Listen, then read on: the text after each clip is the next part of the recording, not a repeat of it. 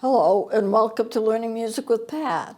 Today I've decided to do a special class on conducting.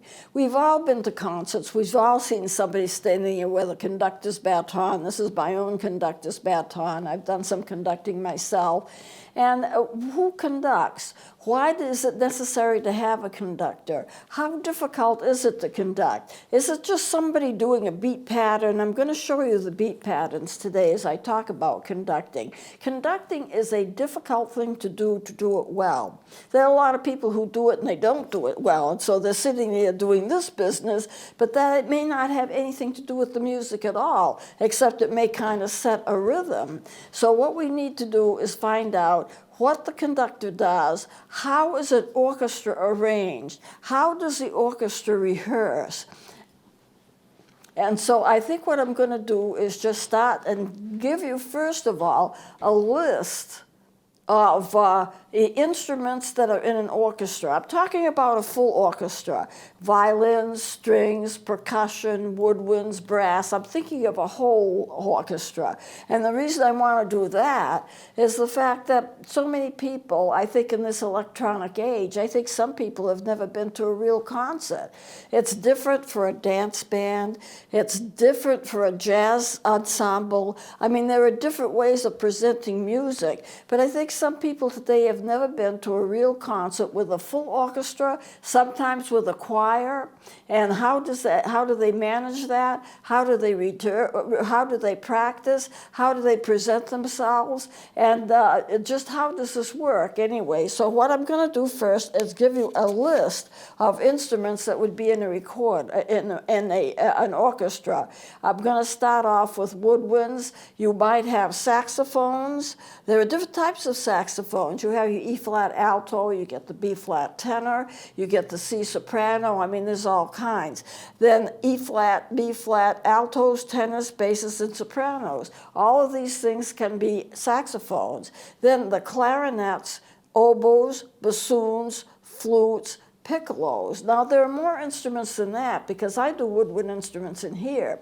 And you've got the sassotos, you've got your penny whistles, a lot of those simpler instruments, you've got your recorders. They may or may not be included in an orchestra. So for woodwinds, we're talking about saxophones, clarinets, oboes, bassoons, flutes, and piccolos. They would be the main ones. Not all instruments play in every kind of a performance, but in a full orchestra you would expect to find that. Now, going to the brass, what are the brass instruments? Trumpets, cornets, trombones, French horns, sousaphones. They would be the main ones.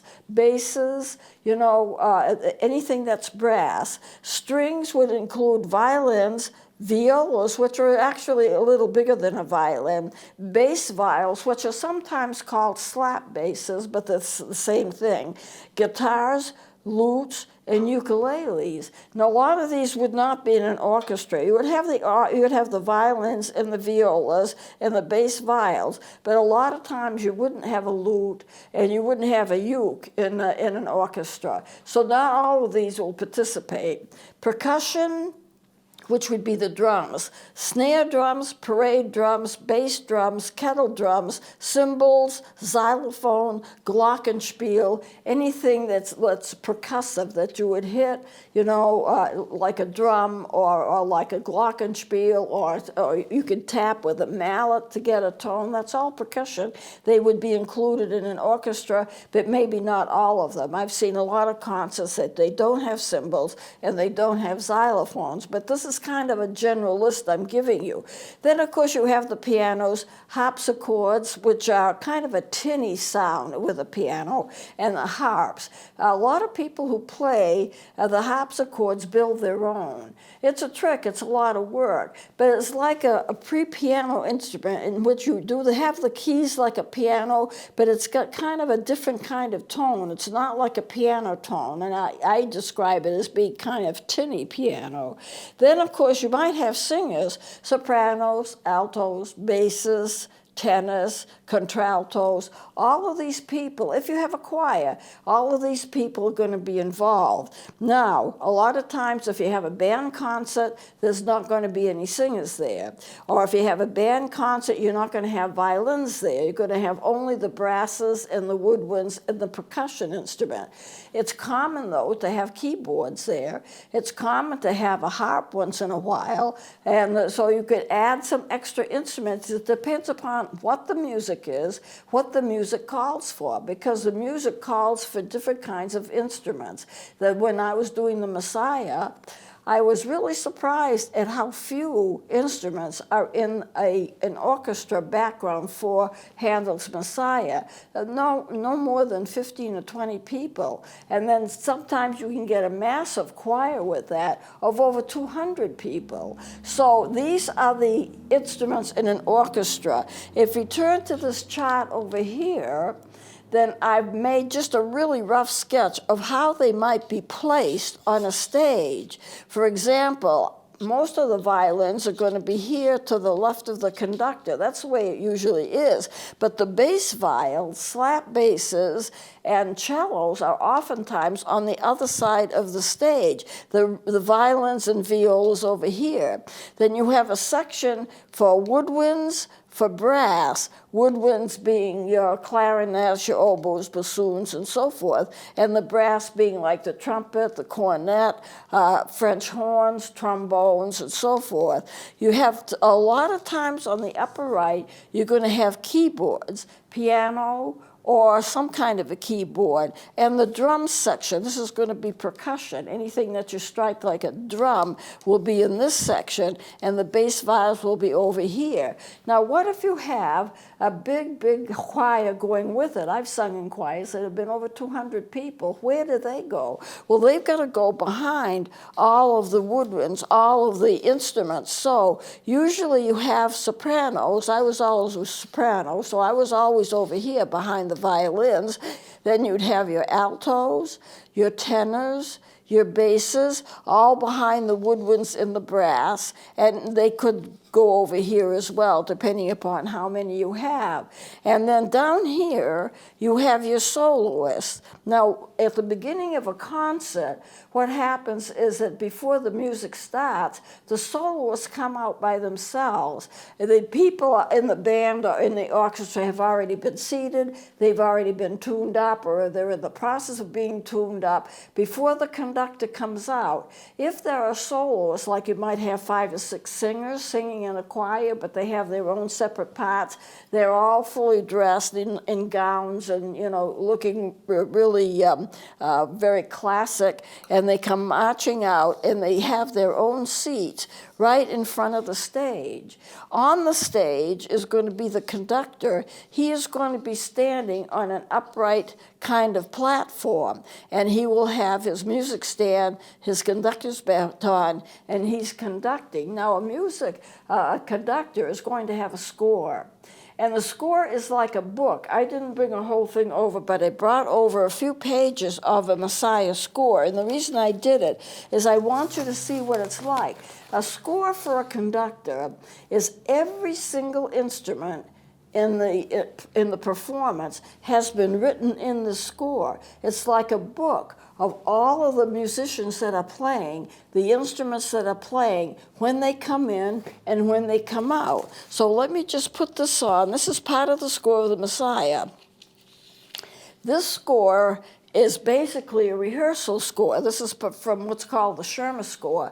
This is basically for rehearsals, because what you have here, you have a treble clef. This may not come in too clear. I didn't have a chance to magnify it, but you have the treble clef, you have the bass clef. They're connected together, so that would be maybe a piano or an organ accompaniment. There are some people that don't have an orchestra when they're doing the Messiah. What they have is an organ or a piano, basically an organ.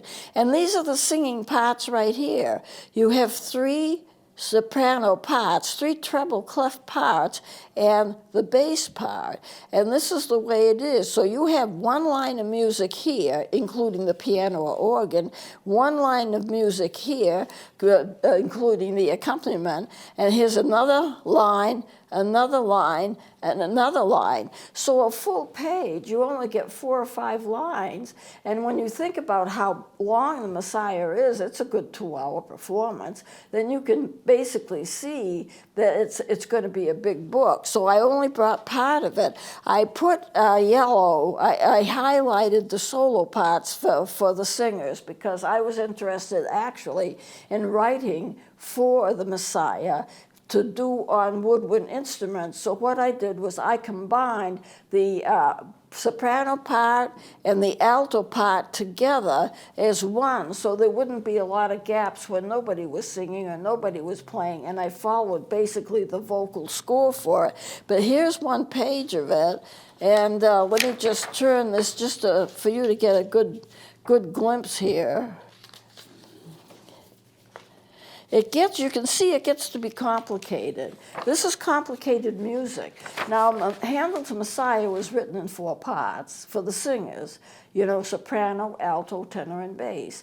He could have written it for a couple of other, like contraltos and other singing ranges. He didn't do it. But the reason he didn't do it is he didn't think that the people would understand, they knew enough about music that they would be able to perform it without difficulty. So he kept it to those 4 parts. And I'm kind of glad because the music is complicated enough as it is. This is still part of it. And you can see it gets very complicated. You really have to know your music to be able to sing it. I know a lot of people that sing in pickup kind of orchestras for the Messiah, and it usually sounds pretty good. But this gives you an idea of how complicated the score would be. Now, there wouldn't be just a few pages like I have here.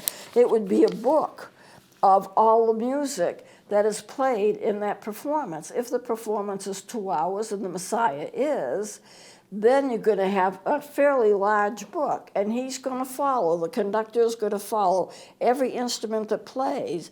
Now, there are 3 or 4 trumpets that play. There are a few violins that play, quite a few. You have the basses that are playing, and so therefore there's a part for each one. And the thing that makes it even more complicated is you may have more than 1 trumpet part. You may have more than 1 oboe part, or 1 bass part, or 1 violin part.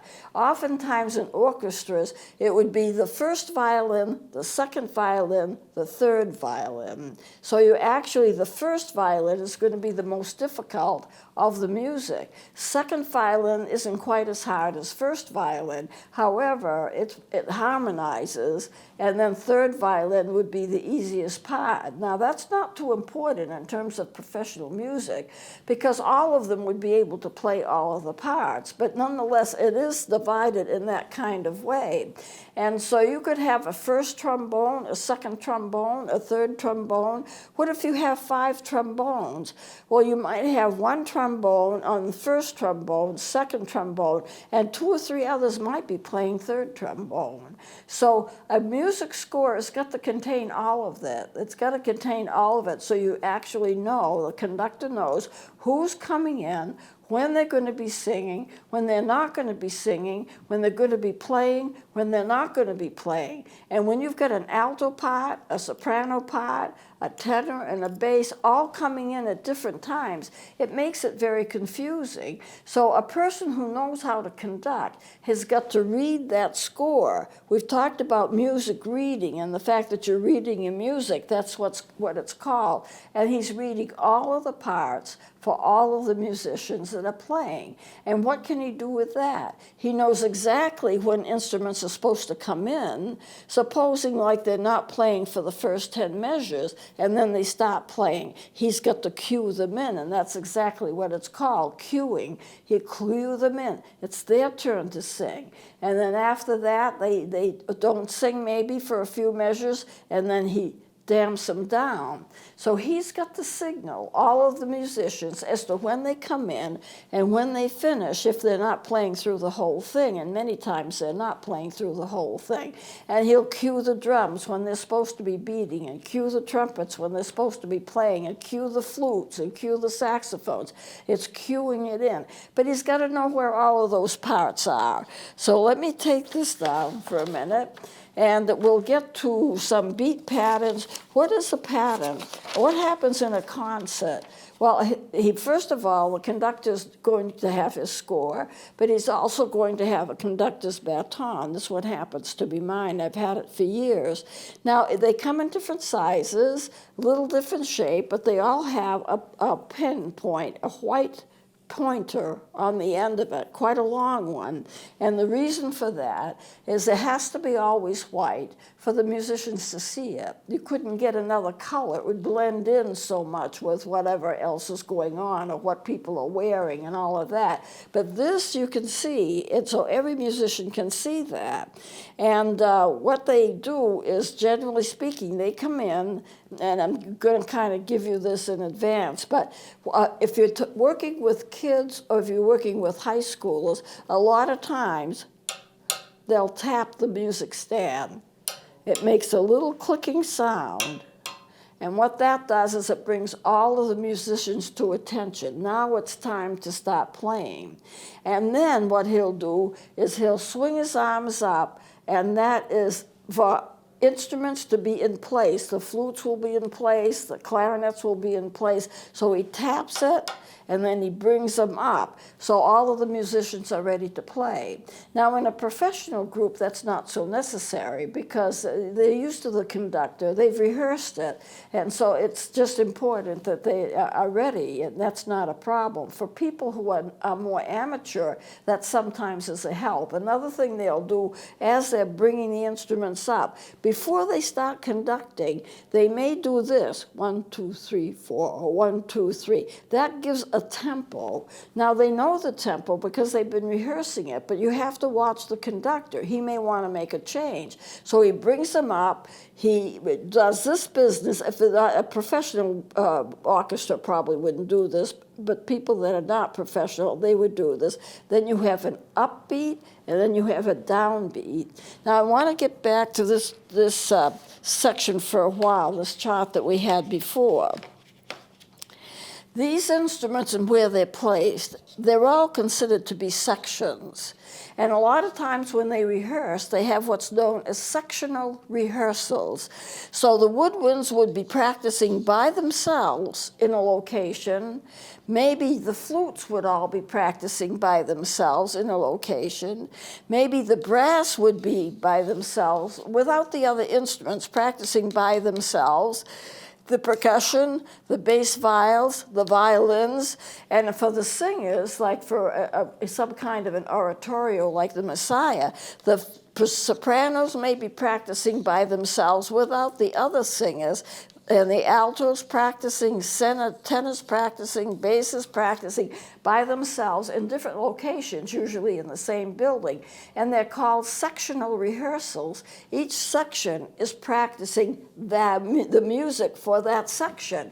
And then they all get together in a full rehearsal, which involves everybody. So that would be the difference between a full and a sectional rehearsal. So it's a very interesting thing to watch. I can remember going to a concert with my father in Boston. I think it was the Boston Pops. And they were all out there, the musicians were all seated, but they were playing this odd song. I thought it was an odd song. And I asked my father, what is this thing that they're playing? He says, they're all tuning up.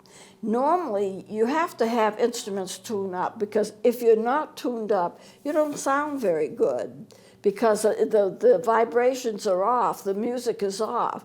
Now, I played in a concert with a man who, I was playing clarinet at the time. And he was playing clarinet, and he had 2 clarinets. He had an A concert clarinet, which I do have. Most clarinets are in B flat. I have those too. He had the B flat clarinet, and he had the A clarinet. They look exactly alike. If you were to put them up or back them up or set them on a paper or something, you wouldn't know the difference. They look exactly alike. But the A clarinet is about 3/4 of an inch longer than the B flat. It doesn't change the way that you play your notes, but what it does is it pitches it down from B flat to A. So you really have clarinets in both of those categories. Well, this man was supposed to play a B flat clarinet for a solo part that was within another song. In other words, he had a page or two of a solo that was contained in another song. He grabbed the wrong clarinet. He played an A clarinet. The music was written for a B flat clarinet, and he was all bad. All of those notes were sour notes, and they just weren't right. And if it had been me, and I realized what I had done, I just would have put one clarinet down, grabbed the other clarinet, and started playing, and everybody would have realized, well, it's just a mistake. And then the rest of the solo would have sounded fine because it would be on the right instrument. He didn't do that. He took the whole solo, maybe 2 or 3 pages long, and played it in the wrong key because he had the wrong clarinet. Now, of course, he must have been embarrassed by that, but the people in the orchestra got a real big kick out of it. They were giggling, they kind of laughed, because he was a very intense person who was so tied up in how good he was, always ordering somebody else around. Well, you got to do this, you got to do that. Always telling people how good he was, and he finally made an error that he did not correct. So he kind of got his own back again, and some of the orchestra members were kind of happy about that. But at any rate, you have to be in pitch, and all instruments have to be in pitch. So what an orchestra will sometimes do, they play, they're kind of tuned up, but then usually, if it's a full orchestra, a violinist will stand up. Usually the first solo violinist will stand up, and they will play a concert A. A is the tuning note. It's been the tuning note for years. And then everybody tunes so they match the A that the violinist is playing. Then they're all tuned up. And then after that, they're ready to play because the instruments are all in pitch. So what happens then in an orchestra? Well, I don't know if I'm going to be able to finish it. I may need to do it next time. But what happens is that the people are milling around, they've got their tickets, they found their seats, and then what happens, there's a lot of talking. The house lights will dim. The overhead lights will dim. That tells people it's time to go ahead and take your seats. And then as they dim, the soloists march out. They usually are in a room by themselves. They march out and they take their seats. Following that, the conductor comes in and he takes his, where he was standing. I was doing a concert once, it was a Messiah concert, and there was a special chair for the conductor. They built a platform, a really high platform for him. He couldn't stand up. He had injured his leg or had surgery or something on his leg, and he couldn't stand up for a whole performance.